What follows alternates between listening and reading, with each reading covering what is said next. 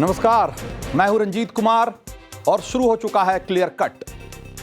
चुनाव आयोग पर वोट चोरी का संगीन आरोप लगाने वाले राहुल गांधी क्या फिर अपने दावे से पलटने वाले हैं?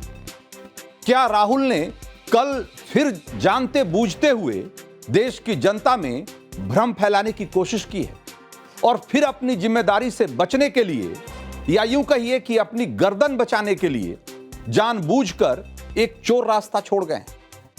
ये सारे सवाल इसलिए उठ रहे हैं क्योंकि राहुल गांधी ने कल रात दिल्ली में इंडी गठबंधन के 50 नेताओं को जुटाया और फिर वीडियो प्रेजेंटेशन के साथ ये ढोल पीटा कि पिछले चुनाव में चुनाव आयोग ने जो वोटों की हेराफेरी की थी उसके बड़े सबूत मिले हैं। सीधे सीधे धमकी दी कि चुनाव आयोग के अफसरों को नहीं बख्शा जाएगा। वोट चोरी की सजा मिलेगी उन्हें। जिन अफसरों ने धांधली की है, कांग्रेस अगर सत्ता में आई तो उन्हें बख्शा नहीं जाएगा। राहुल का 1 घंटा 11 मिनट का वीडियो सोशल मीडिया पे खूब वायरल हो रहा है। राहुल गांधी ने जिसमें दावा किया है कि 5 तरीकों से चुनाव आयोग ने वोट चोरी करवाई। सोशल मीडिया पर बाकायदा इसका वीडियो जारी किया गया और उसे वायरल किया गया। दावा किया कि सोशल मीडिया प्लेटफॉर्म एक्स पर इसे 2 करोड़ और इंस्टाग्राम पर 5 करोड़ व्यूज मिले, जबकि फेसबुक पर 2.5 करोड़ और यूट्यूब पर 4 करोड़ लोगों ने इसे देख लिया। जनता के सामने वोट चोरी का पूरा भांडाफोड़ हो चुका है। पूरा माहौल बनाने के बाद राहुल गांधी ने आज दक्षिण बेंगलुरु में वोट अधिकार रैली की। जनता को जुटाकर उन्हीं आरोपों को दोहराया जिसे वो कल बता रहे थे। लेकिन राहुल इन सब के बीच बहुत सावधानी से पॉलिटिकल हिट एंड रन वाली अपनी पुरानी चालाकी दोहरा रहे हैं, जो इशारा दे रहा है कि राहुल के वोट चोरी वाले प्रेजेंटेशन में 1-2 नहीं 100 झोल है। क्लियर कट में आज उसका पूरा चिट्ठा खुलेगा। राहुल ने वोट चोरी को लेकर जो 5 बड़े आरोप लगाए हैं उसकी सच्चाई आपके सामने खुलेगी। पूरा मामला समझने के लिए पहले यह देखिए कि इस ऑफिशियल लेटर को जरा गौर से देखिए जो चुनाव आयोग ने राहुल गांधी को भेजा है, और इस लेटर के पैरा 5 में क्या लिखा हुआ है उसको जरा गौर से पढ़िए। उस लेटर में लिखा है कि आपने एक प्रेस कॉन्फ्रेंस के दौरान वोट चोरी का आरोप लगाते हुए कहा है कि चुनाव आयोग ने वोटर लिस्ट में अवैध वोटरों को जोड़ा है और जो वैध वोटर थे, जो वैलिड वोटर थे, उनका नाम हटाया है।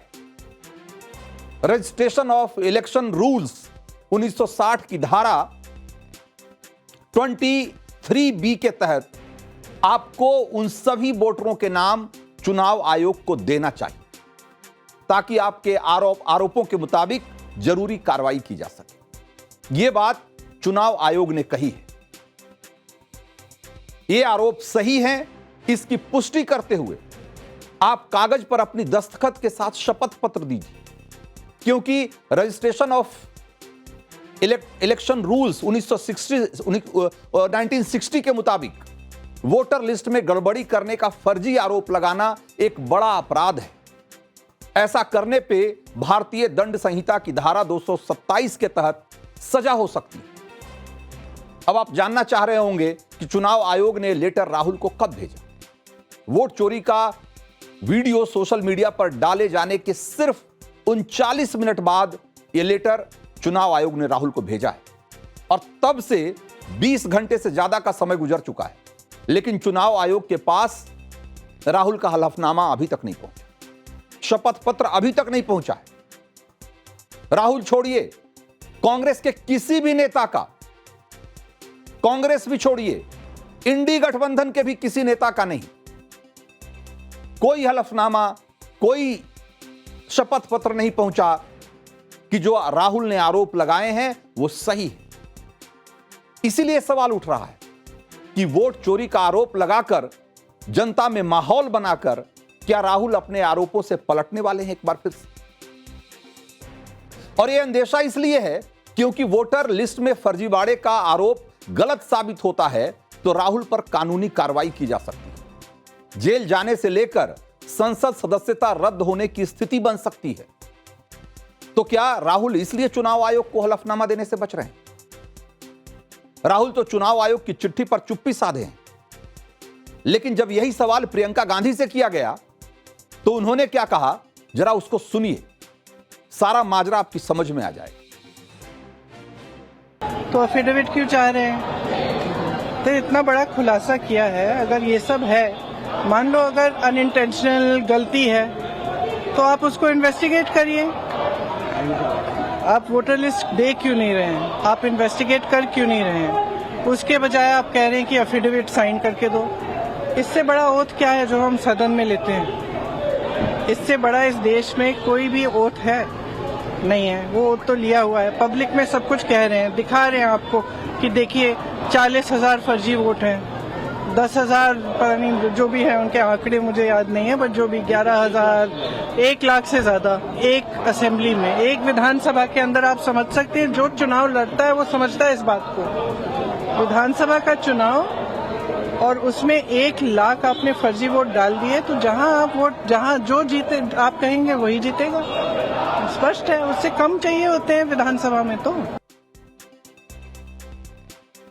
तो चुनाव आयोग जैसी देश की संवैधानिक संस्था पर वोट चोरी का संगीन आरोप लगाओ और उसकी जिम्मेदारी से कन्नी भी काटो। यही तो राहुल की हिट एंड रन की राजनीति है। और एक नहीं, कई मामले हैं जब राहुल गंभीर आरोप लगाकर कन्नी काट गए। राफेल खरीद का मामला हो, ईवीएम में फर्जीवाड़े का मामला हो, भारत की जमीन पर चीन के अवैध कब्जे का दावा वाला मामला हो, जिस पर पिछले दिनों सुप्रीम कोर्ट ने राहुल गांधी को फटकार लगाई थी। कहा कि कोई सच्चा भारतीय इस तरह का बयान दे ही नहीं सकता, ऐसी बात कर ही नहीं सकता। राहुल ने सारे आरोप बिना तथ्यों के लगाए थे और ये बार बार साबित हुआ है। आप गौर करिए कि जो इंडी गठबंधन अब से पहले लगातार ईवीएम को बड़ा मुद्दा बनाता रहा है, जो बार बार ये कहता रहा है कि मोदी सरकार ईवीएम में हेरफेर करके चुनाव जीतती है, अचानक से ईवीएम का मुद्दा पूरी तरीके से गायब हो चुका है। क्योंकि सुप्रीम कोर्ट तक ने इस दावे को, इस आरोप को बिल्कुल निराधार माना है। चुनाव आयोग तो हमेशा से कहता रहा है, सरकार तो हमेशा से कहती रही है, लेकिन सुप्रीम कोर्ट ने भी कहा कि ईवीएम में से छेड़छाड़ या ईवीएम को हैक करना या इस तरह के जो सारे आरोप हैं, इसका कोई आधार नहीं बनता। आज पूरा विपक्ष, ईवीएम की चर्चा कहीं नहीं होती। अब एक नया शिगुफा आ गया है और वो शिगुफा है वोट चोरी का शिगुफा। और वोट चोरी का जो शिगुफा है उसमें कितने छेद हैं, कितने झोल हैं, मैं एक एक करके आपको बताऊंगा। लेकिन यहां समझने वाली बात यह है कि इस देश के लोकतंत्र को, इस देश की जो राजनीतिक प्रक्रिया है, लोकतांत्रिक प्रक्रिया है, और चुनाव जिसका कि सबसे महत्वपूर्ण हिस्सा है, उसको डिस्क्रेडिट करना, उसको एक तरीके से उसकी विश्वसनीयता को खत्म करना, यह अपने आप में बहुत बड़ा अपराध है। एक ऐसा संगीन अपराध है जिसकी कोई माफी नहीं हो सकती। लेकिन विपक्ष लगातार वो काम कर रहा है। और अब उन्होंने चुनाव आयोग पर जो वोट चोरी का आरोप लगाया है, ढोल पीट पीट कर जो ये बातें फैलाई है, वीडियो प्रेजेंटेशन देकर ये आरोप लगाया है, और सबसे बड़ी बात यह कि उसकी जिम्मेदारी लेने को भी तैयार नहीं दिख रहे। राहुल के दावों की सच्चाई क्या है, मैं आपको अब क्लियर कट तरीके से बताता हूं। राहुल ने आरोप लगाया कि चुनाव आयोग 5 तरीके से वोट चोरी करवा रहा है। पहला तरीका है डुप्लीकेट वोटर्स। दूसरा, एक क्या उन्होंने कहा और उसके क्या उदाहरण दिए और कैसे वो हमारे वेरिफिकेशन में और एक तरीके से सामान्य ज्ञान के स्तर पे भी वो सही नहीं ठहरते, वो मैं आगे आपको बताऊंगा। दूसरा तरीका उन्होंने बताया फर्जी वोटर्स। तीसरा तरीका बताया कि एक ही पते पर बड़ी संख्या में वोटर्स। और चौथा तरीका वोट चोरी का उन्होंने बताया कि वोटर लिस्ट में ऐसे वोटर्स का नाम जिनकी तस्वीर बहुत छोटी है या स्पष्ट नहीं है या डुप्लीकेट है। और पांचवां तरीका फॉर्म 6 का दुरुपयोग। तो फॉर्म 6 में पहली बार वोट देने वाले वोटर के नाम होते हैं। अब ये फॉर्म 6 का भी क्या झोल है वो भी मैं बताऊंगा आपको। तो राहुल ने 5 बातें गिनाकर यह दावा किया कि हाल के लोकसभा चुनाव में देश भर में 100 से ज्यादा लोकसभा सीटों में इसके जरिए वोटों की चोरी की गई और ऐसा करके करीब 25 सीटों पर धांधली की गई। और अगर ऐसा नहीं होता तो देश में आज मोदी जी की सरकार ही नहीं होती। आरोप इतने बड़े बड़े और इसे राहुल कैसे साबित करने का दावा कर रहे हैं वो जान लीजिएगा तो आपका माथा चकरा जाएगा। राहुल ने इसके लिए दक्षिण बेंगलुरु की लोकसभा सीट और उसी की विधानसभा सीट महादेवपुरा के वोटर लिस्ट का हवाला दिया और कुल मिलाकर 1 लाख वोटों की चोरी का आरोप लगाया। 1,250,000 वोट। राहुल ने वोटों की चोरी के लिए जिन नामों का हवाला दिया वो है आदित्य श्रीवास्तव, विशाल सिंह, गुरकीरत डंग और बुजुर्ग महिला शकुन रानी। उन्होंने कहा कि ये जो 5 नाम हैं ये एक साथ कई जगहों पे मौजूद हैं इनके नाम। और उन्होंने यह भी बताया कि आदित्य श्रीवास्तव और विशाल सिंह का नाम दक्षिण बेंगलुरु की वोटर लिस्ट में 2 जगह तो है ही, वाराणसी के वोटर लिस्ट में भी है। टाइम्स नाउ नवभारत ने आदित्य श्रीवास्तव को ढूंढ निकाला, विशाल सिंह को ढूंढ निकाला और जब सच्चाई सामने आई तो यह पता चला कि राहुल मुंबई से बेंगलुरु शिफ्ट हो चुके हैं, लेकिन उनका नाम यूपी के वोटर लिस्ट में अभी नहीं हटा है। जरा देखिए कि क्या क्या सच्चाई सामने आई। राहुल गांधी ने अपने प्रेजेंटेशन में जिस एक व्यक्ति का नाम लिया था आदित्य श्रीवास्तव, उसे लेकर अब कहीं ना कहीं उनकी पोल खुलती नजर आ रही है। इस वक्त हमारी मौजूदगी मुंबई के जोगेश्वरी ईस्ट इलाके में है। ये वही इलाका है जहां पर राहुल गांधी द्वारा ये आरोप लगाया गया था कि आदित्य श्रीवास्तव का जो वोटिंग आईडी कार्ड है वो इस एड्रेस पर उन्हें प्राप्त किया गया है। और सिर्फ यही नहीं, यानी कि सिर्फ महाराष्ट्र नहीं बल्कि उनका नाम कर्नाटक और उत्तर प्रदेश में भी रिफ्लेक्ट करता है। जब हमने आदित्य श्रीवास्तव और उनके परिवार से संपर्क साधा तो उन्होंने मामला राजनीतिक होने के चलते इससे दूरियां बनाते हुए हमसे ऑफ रिकॉर्ड बात की और उन्होंने इस बात की जानकारी दी कि कैसे वो 2016 के बाद मुंबई आए थे और उस दरमियान उनका जो पहला वोटिंग आईडी कार्ड था वो लखनऊ में बना था। उसके बाद वो महाराष्ट्र मुंबई में शिफ्ट होते हैं अपने कार्य के सिलसिले में। उसके बाद 2019 से 2021 के दरमियान वो जोगेश्वरी की इस इमारत की 11वीं मंजिल पर निवास करते थे। उसके बाद 2021 के बाद जब उनकी नौकरी बदली, कोविड काल के दौरान उन्होंने अपनी नौकरी खोई, उसके बाद उन्हें बैंगलोर में दूसरी नौकरी मिली जहां वो एक बार फिर शिफ्ट होते हैं और वहां पर पहुंचते ही उन्होंने अपना वोटिंग आईडी कार्ड अप्लाई किया जिसे इलेक्शन कमीशन द्वारा मान्यता भी प्राप्त हो गई। तो ये पूरा सिलसिलेवार उसका डायरेक्शन है। आज श्रीवास्तव ने यह भी जानकारी दी कि जब वो अलग अलग पते पर अलग अलग स्टेट में पहुंचे तो वो इस नोशन में थे कि इलेक्शन कमीशन द्वारा या उसकी वेबसाइट से जो उनका पुराना रिकॉर्ड है वो ऑटोमेटिक डिलीट हो गया होगा और इसलिए उन्होंने सामने से आवेदन पत्र नहीं दिया। लेकिन राहुल गांधी द्वारा जो क्लेम किया गया है उसे श्रीवास्तव ने फिलहाल सिरे से आप लोग इनको जानते हैं आदित्य श्रीवास्तव के परिवार को? कभी नहीं? आप लोग कब से यहाँ पे रह रहे हैं? हम लोग 2000 से। और ये परिवार यहाँ पे रहता है? कहाँ, यहाँ पे तो रहती हैं। उनकी मदर पिछले महीने इनके फादर एक्सपायर कर गए थे, तब आए थे। उसके बाद से हमें नहीं पता है। अच्छा, उसके बाद से नहीं है। और जो आदित्य हैं ये कहाँ रहते हैं? ये भी हमें नहीं पता। आपको नहीं पता है? तो यहाँ मतलब रहते नहीं है ये लोग? नहीं, वो तो लड़का तो बाहर कहीं जॉब करता है। अच्छा। पेरेंट्स यहीं पे रहते हैं। पेरेंट्स यहीं रहते हैं। अंकल, आप जानते होंगे श्रीवास्तव फैमिली को। ये लोग कब से यहाँ पे रह रहे हैं? यहाँ तो ये मुझसे पहले से रह रहे हैं। मैं आया हूँ यहाँ 2000 में और ये इन्होंने हमसे पहले थोड़ा बनवा लिया था। अच्छा। तो अभी कौन कौन रहता है इनके घर में?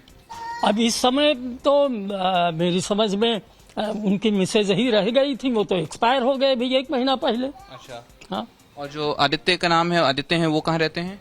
वो अब मुझे इस समय पता नहीं बंगलौर में है या कहाँ है, यही सब सुनते रहते हैं। कहीं बच्चों से आजकल कहीं किसी की मुलाकात होती है। लेकिन लखनऊ में नहीं रहते हैं वो? ना लखनऊ में नहीं, वो ही तो मामला एकदम क्लियर है कि लखनऊ के रहने वाले आदित्य श्रीवास्तव, पहले उनकी नौकरी लगती है मुंबई। जब वो मुंबई जाते हैं तो उन्होंने वहां अपना वोटर आईडी चेंज कराया, या वोटर आईडी पर पता बदलने के लिए उन्होंने आवेदन दिया, अपडेट करने के लिए। उनका जो वोटर आईडी है वो मुंबई के पते पे अपडेट हो गया। फिर उनका ट्रांसफर बेंगलुरु हो गया। फिर बेंगलुरु में जब ट्रांसफर हुआ तो उन्होंने एक बार फिर से अपना जो वोटर आईडी है उसको नए पते के हिसाब से अपडेट कराया। अब इस पूरी प्रक्रिया में उनका नाम मुंबई और लखनऊ के पते से या लखनऊ के नाम से कटा गया नहीं, यह अपने आप में एक सवाल है, जरूर है, जिसका जवाब चुनाव आयोग को देना चाहिए। लेकिन यह कहना कि एक ही आदमी 3 जगहों पे वोट कर रहा है, यह अपने आप में एक ऐसी बात है जो कि जिसका कोई वेरिफिकेशन नहीं है। और राहुल गांधी ने यह नहीं कहा कि यह आदमी तीनों जगह वोट दे रहा है, उन्होंने कहा कि 3 जगह इसका नाम दिख रहा है एक ही आदमी का। भाई, इस देश में जो बिहार में भी प्रक्रिया चल रही है SIR की, वो आखिर क्या है? वो यही तो है कि वैसे लोग जिनका कि वोटर आईडी एक से ज्यादा जगहों पे शो हो रहा है या एक से ज्यादा पतों पे दर्ज है, ऐसे लोगों को चिन्हित करके और वोटर लिस्ट से उनके नाम हटाए जाए। लेकिन राहुल गांधी बेंगलुरु में तो इस बात को रिफ्लेक्ट कर रहे हैं, इस पर आपत्ति जता रहे हैं कि भाई एक ही आदमी का नाम 2 जगहों पे कैसे हो सकता है, 3 जगहों पे कैसे हो सकता है। लेकिन वही राहुल गांधी बिहार में जो SIR हो रहा है उससे उनको परहेज है। वो कह रहे हैं कि ये वोट चोरी है। भाई, तो वोट चोरी या तो एक आदमी का 3 पते पर होना होगा या तो एक आदमी का 1 पते पर होना होगा। अब आपको तय करके बताना होगा कि भाई बेंगलुरु में है तो भी वोट चोरी, बेंगलुरु, लखनऊ और मुंबई में है तो भी वोट चोरी। और अगर चुनाव आयोग अगर ऐसे लोगों को चिन्हित करके SIR में उनका नाम अगर वोटर लिस्ट से हटा रहा है तो भी वोट चोरी। आखिर राहुल गांधी कहना क्या चाहते हैं? चुनाव आयोग की जो पूरी प्रक्रिया है मतदाता सूची के पुनरीक्षण का, वो ऐसे ही लोगों को चिन्हित करने का है ताकि डुप्लीकेट नाम जो है वो या कहें कि एक ही व्यक्ति का नाम अलग अलग जगहों पे नहीं रहे। लेकिन राहुल गांधी को वहां भी विरोध करना है, और वो विरोध भी कैसा है उसकी सच्चाई भी मैं आपको आगे बताऊंगा। फिलहाल जरा दूसरे आरोप की तरफ बढ़ते हैं। राहुल गांधी ने जो दूसरा आरोप लगाया है वो ये है कि फर्जी एड्रेस के जरिए धांधली की गई और इसके जरिए भी वोट चोरी हुई। राहुल ने कुछ वोटर कार्ड का हवाला दिया और पूछा कि इसमें जो हाउस नंबर है उसको 0 दिखाया गया है। क्या हाउस नंबर 0 हो सकता है? भाई, इसका जवाब है कि बिल्कुल हो सकता है। इस देश में बहुत सारे गांव ऐसे हैं जहां वोटर कार्ड में हाउस नंबर आपको नहीं मिलेगा। लेकिन हाउस नंबर नहीं होना या हाउस नंबर के सामने 0 लिखा होना वो फर्जी वोटर होने का प्रमाण नहीं है। और बिहार के गांवों में ऐसे वोटर्स आपको मिल जाएंगे, या बल्कि इस देश के बहुत सारे रिमोट एरिया में, पिछड़े इलाकों में या दूर दराज के गांवों में ऐसे वोटर्स मिल जाएंगे, ऐसे वोटर कार्ड मिल जाएंगे जिनके वोटर कार्ड पे आपको हाउस नंबर नहीं मिलेगा। क्या ये सारे लोग फर्जी वोटर हैं? हमने बिहार के ऐसे ही एक वोटर को खोज निकाला जिनके पास वोटर आईडी है, जो वोटर हैं, जो वैलिड वोटर हैं, लेकिन उनके वोटर आईडी पे हाउस नंबर नहीं रिफ्लेक्ट होता, नहीं दिखता। देखिए जरा। वोटर कार्ड में मकान संख्या की पड़ताल करने के लिए हम पहुंचे हैं। सीतामढ़ी के पास ये गांव है जहां पर हम मौजूद हैं। यहाँ पर कई ग्रामीण हैं। हम एक बार यहाँ पर जानने की कोशिश करते हैं कि वोटर आई कार्ड में क्या मकान संख्या होता है या नहीं। एक शख्स है, इनके मोबाइल में ये वोटर कार्ड दिखा रहे हैं। एक बार ये तस्वीर दिखाइए। इसमें देखिए यहाँ पर नाम लिखा हुआ है, निर्वाचक का नाम है, उनके पिता का नाम है, ये चीज़ें लिखी हुई है। मकान संख्या इसमें वोटर कार्ड में कहीं भी आपको नहीं दिखेगा। आप देखिए, बिना किसी मकान संख्या के ये वोटर कार्ड है। आप लोग के वोटर कार्ड में मकान संख्या नहीं है? नहीं है, हाँ? नहीं है। कोई संख्या नहीं दिया गया? कोई संख्या नहीं। अच्छा, पंचायत में सर किसी का पास नहीं है मकान संख्या। गांव में मकान संख्या नहीं दिया गया? हाँ जी, किसी को नहीं दिया। किसी के पास नहीं है मकान संख्या। नया फॉर्म है। अच्छा, ये जो इन्होंने भर के दिया है वो फॉर्म है, गृह संख्या होता है और इसमें भी कोई गृह संख्या नहीं है। ज्यादातर घरों का जो नंबर है वो नहीं रहता। इसमें भी देखिए, आप जो नया फॉर्म है इसमें भी कोई गृह संख्या नहीं दिया गया है। गृह संख्या नहीं रह रहा है। हाँ, गृह संख्या नहीं रह रहा है, किसी भी फॉर्म में नहीं, ना किसी फॉर्म में नहीं। पहले जो आप लोग का वोटर कार्ड है उसमें है गृह संख्या? ना, उसमें भी नहीं गृह संख्या, उसमें भी नहीं। ना। तो फर्जी एड्रेस के जरिए वोट चोरी का जो आरोप राहुल लगा रहे हैं, आप उसकी सच्चाई भी समझ सकते हैं।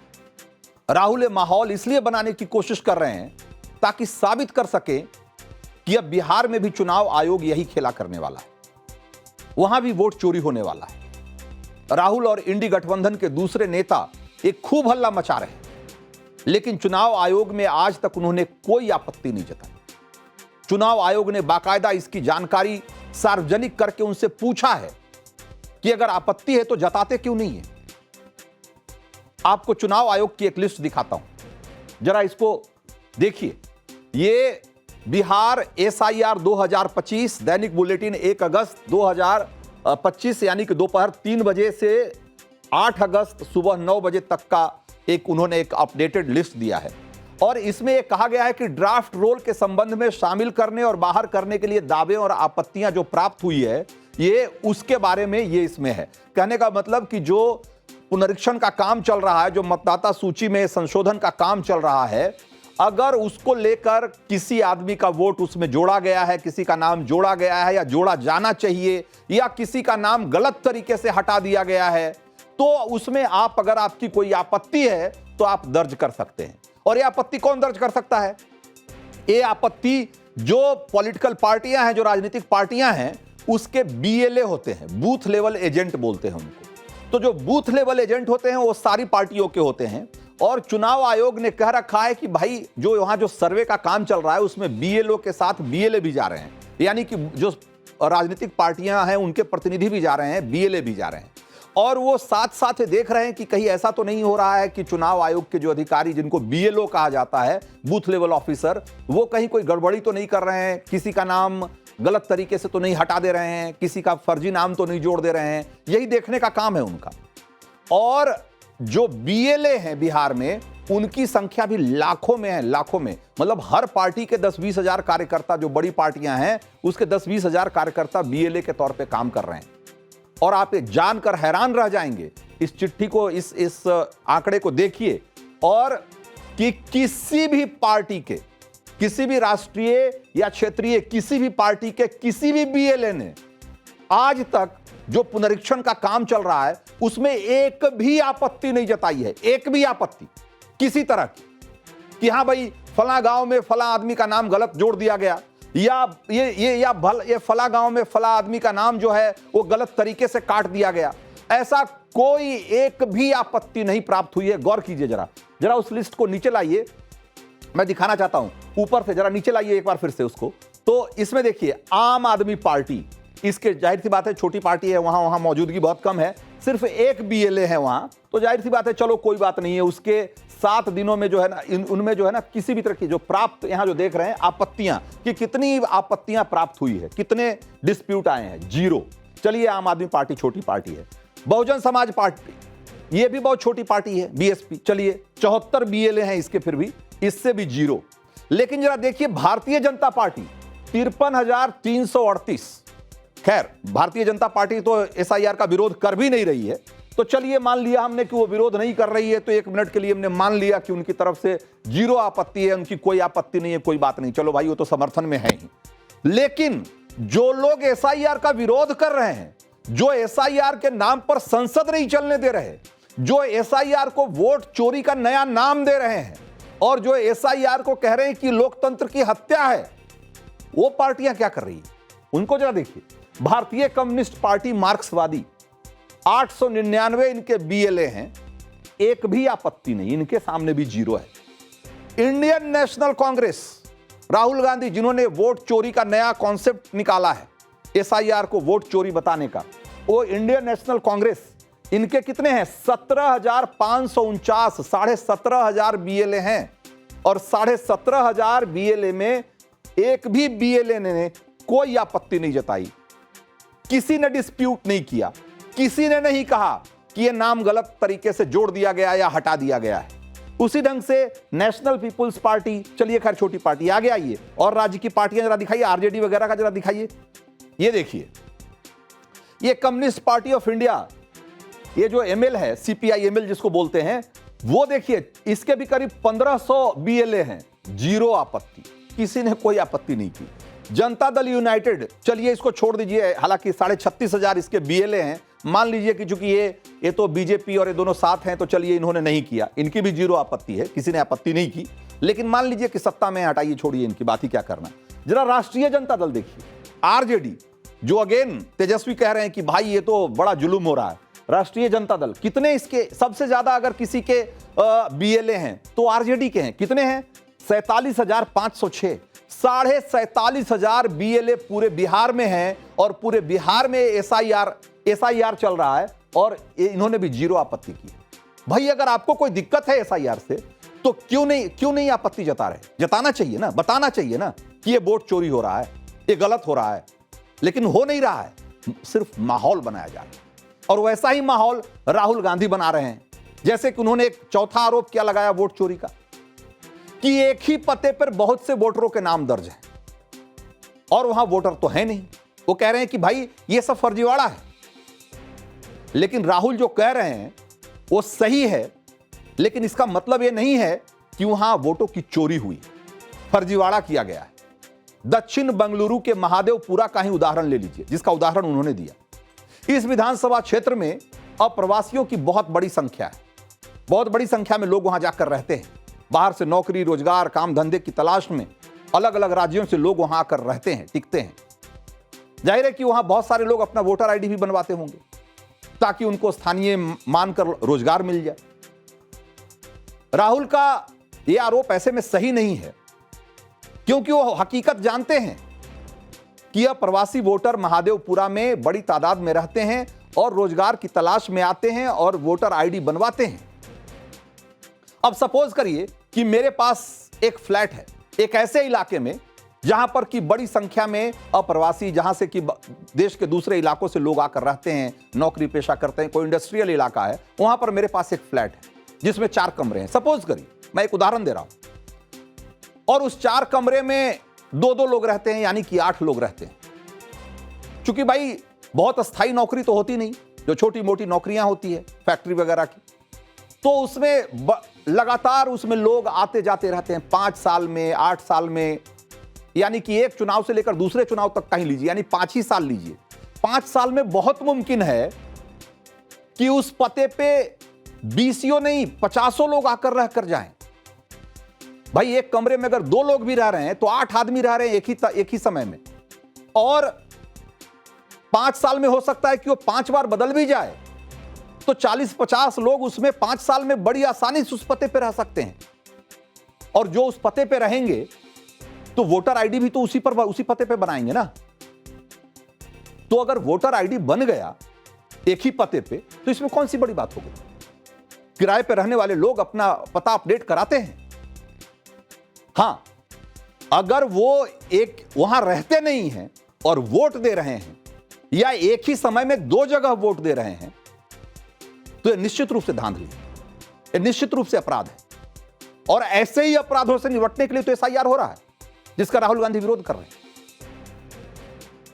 और हैरानी की बात तो यह है कि राहुल ने दक्षिण बेंगलुरु लोकसभा सीट और महादेवपुरा विधानसभा सीट में फर्जीवाड़े का दावा किया है। और ये जानते हैं, ये दोनों सीटें बीजेपी की गढ़ है भाई। वहां कांग्रेस 2009 से ही नहीं जीती है। तो सवाल यह उठता है कि अगर फर्जीवाड़ा ही करना था तो बीजेपी ऐसी सीट पे करती ना जो उसके लिए कमजोर सीट थी, जो उसका गढ़ नहीं है, जहां कांग्रेस जीत रही होती या कोई दूसरी पार्टी जीत रही होती। जिसको फर्जीवाड़ा करना होगा अपने ही घर में करेगी, अपने ही गढ़ में करेगी, जो 2009 से वो जीत रही है। आप खुद सोचिए। राहुल का 5वां आरोप कि बुजुर्ग महिला कैसे फर्स्ट टाइम वोटर हो सकती है। 70 साल की महिला फर्स्ट टाइम वोटर कैसे हो सकती है? फॉर्म 6 में उसका नाम कैसे आ सकता है? फॉर्म 6 वो होता है जिसमें कि आप पहली बार, जब आप नए वोटर हैं, पहली बार अपने आप को रजिस्टर करते हैं वोटर के तौर पे, तो फॉर्म 6 भरते हैं। उनका कहना है कि 70 साल की महिला फर्स्ट टाइम वोटर कैसे हो सकती है? अरे भाई, ये हिंदुस्तान है, 140 करोड़ लोगों का देश है। आपने भी थोड़े दिन पहले सुना होगा कि गढ़चिरौली के एक इलाके में सैकड़ों लोग ऐसे हैं जिन्होंने जीवन में पहली बार बस देखा है। बस, ट्रेन और हवाई जहाज की बात नहीं कर रहा हूं, बस पहली बार देखा है जीवन में। और जब पहली बार वहां बस गई ना, तो भीड़ मजमा लग गया कि भाई साहब ये क्या है? अच्छा, तो बस ऐसा होता है। ये 140 करोड़ लोगों का देश है और आज भी बहुत सारे इलाके ऐसे हैं जहां जब लोगों ने बस नहीं देखा हो तो लोकतंत्र और वोट और ऐसी बातें तो खैर क्या ही बात करें। तो बहुत मुमकिन है कि 2-4 लोग ऐसे हो सकते हैं। और अगर राहुल गांधी के पास, जैसा कि उन्होंने दावा किया है कि 35,600 से ज्यादा लोग जो हैं वो फॉर्म 6 में उन्होंने गड़बड़ी की है, तो भाई उसका पूरा आंकड़ा देना चाहिए। शपथ पत्र बना के, सिग्नेचर करके, हस्ताक्षर बना के देना चाहिए चुनाव आयोग में कि भाई इतनी बड़ी संख्या में फर्स्ट टाइम वोटर 70 साल वाली उम्र वाले कहां से आ गए। एक नाम गिनाकर आप 40,000 का आंकड़ा फेंक कर आप भाग नहीं सकते। अगर वाकई आपके पास ऐसे 40,000 लोगों के नाम हैं जो पहली बार वोटर बने हैं 70 साल की उम्र में, तो वाकई तो आपको डर किस बात का है भाई? आप बाकायदा शपथ पत्र बना के, एफिडेविट बना के या अपने सिग्नेचर के साथ चुनाव आयोग में जाकर शिकायत दर्ज कराइए कि इतने बड़े पैमाने पर फर्जीवाड़ा कैसे हो रहा है। भाई, इस देश में ऐसे बुजुर्गों की कोई कमी नहीं है जिनका वोटर कार्ड आज भी नहीं होगा, और पहली बार हो सकता है कि उन्होंने अभी तक अपने जीवन में कभी वोट नहीं डाला होगा। हो सकता है ऐसे किसी आदमी का पहली बार किसी ने वोट बनवा दिया हो कि माता जी अभी तक वोट नहीं डाली हैं, आप चलिए हम इस बार वोट डलवा देंगे। लेकिन राहुल गांधी अगर वाकई सीरियस हैं इस बात को लेकर और उनको लगता है कि इस देश में चुनाव आयोग फर्जीवाड़ा करवा रहा है या सरकार फर्जीवाड़ा करवा रही है, तो ये ऐसा आरोप है जिसमें कि पूरा हिंदुस्तान उनके साथ खड़ा होगा अगर वो सही आरोप के साथ, सही डॉक्यूमेंट के साथ, सही सबूत के साथ चुनाव आयोग में जाकर शिकायत दर्ज कराएं। क्योंकि ये लोकतंत्र की बात है और ये पूरा देश जो है लोकतंत्र में अटूट आस्था रखने वाला है। हम तमाम वैचारिक मतभेदों के बावजूद इस देश के लोकतंत्र में गहरी आस्था रखने वाले लोग हैं और उसके साथ खिलवाड़ किसी कीमत पर बर्दाश्त नहीं किया जाएगा। अगर राहुल गांधी को लगता है कि उनके सबूतों में दम है और उन्होंने जो कहा है इसकी गहराई से जांच होनी चाहिए, तो निश्चित रूप से उनको एक शपथ पत्र बनाकर और चुनाव आयोग में शिकायत दर्ज करानी चाहिए अपने नाम से। यह देश उनका ऋणी रहेगा हमेशा हमेशा के लिए। लेकिन अगर वो सिर्फ फर्जी आरोप लगा रहे हैं, पॉलिटिकल हिट एंड रन वाला जो उनका फॉर्मूला है वो फिर से उसी को अपना रहे हैं, तो एक बात और समझ लेना चाहिए कि इस देश के लोकतंत्र के साथ बहुत भद्दा और घटिया मजाक है। आप इस देश के लोकतंत्र को ऐसे डिस्क्रेडिट नहीं कर सकते। इस देश की चुनावी प्रक्रिया को, जिसको पूरी दुनिया में बहुत सारे देश एक रोल मॉडल की तरह देखती है, जिसको अपने यहां लागू करना चाहती है, जिससे सीखने आते हैं इस देश के सैकड़ों इस दुनिया के दर्जनों देश सीखने आते हैं कि हिंदुस्तान में चुनाव कैसे होता है। 140 करोड़ लोगों का देश इतने शानदार तरीके से, शांतिपूर्ण तरीके से कैसे चुनाव कर लेता है। ये जो देखने आते हैं लोग, सीखने आते हैं, आप उसको ऐसे डिस्क्रेडिट नहीं कर सकते।